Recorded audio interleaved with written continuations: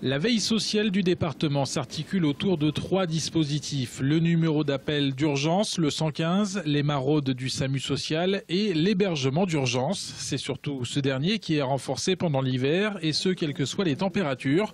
Aux 58 places disponibles toute l'année s'ajoutent depuis le 1er novembre 40 places. C'est plus que l'an dernier. L'État a dégagé 50 millions d'euros au niveau national pour ouvrir d'autres places d'hébergement d'urgence, ce qui s'est traduit dans l'Aube par une enveloppe de 110 000 euros qui nous a permis d'ouvrir plus de places que d'habitude. L'année dernière, nous avions ouvert 15 places d'hébergement d'urgence. Pour l'hiver 2012-2013, c'est 40. Sur ces 40 places, une quinzaine restent aujourd'hui disponibles. La plupart de ces places d'hébergement d'urgence hivernale sont situées sur l'agglomération troyenne, comme ici au foyer de la résidence Piel.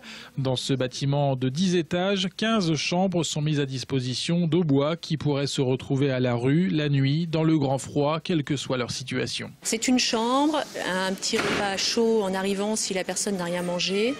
Et puis un nécessaire d'hygiène. Les gens qui sont à la rue contactent le 115, qui recontacte notre personnel, nous informe de l'arrivée d'une personne. Nous, on l'accueille, on l'installe dans la structure et on le réoriente après au niveau de tous les services sociaux de la ville qui peuvent lui venir en aide. Car la finalité est bien là. Si l'hébergement d'urgence permet de se mettre à l'abri, il est surtout utile pour commencer à se reconstruire. Mariama est une jeune Sénégalaise divorcée. Elle n'a plus de toit. En attendant de trouver un logement par les services sociaux, elle est installée ici. Si quelqu'un n'est pas foyer là, tu vas dormir dehors. Hein.